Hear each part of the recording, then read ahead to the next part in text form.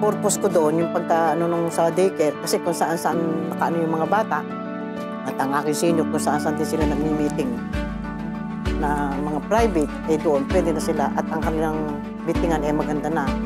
Meron silang bahay pulungan. Kung saan-saan sila nagmi-meeting, mga private na bahay-bahay. Pag bumabao ng una kasi inaabot ng progress na yan, malalim ang tubig dyan. Kaya talaga binabahayan, bumababa, hanggang dito halos. Yun ang talaga yung mga karanasan. Lahat ng gamit ng mga eskwela na basa, mga bulok. Napakagandang building. Hindi ako napanig pero mapakaluwang. Komportable sila rin.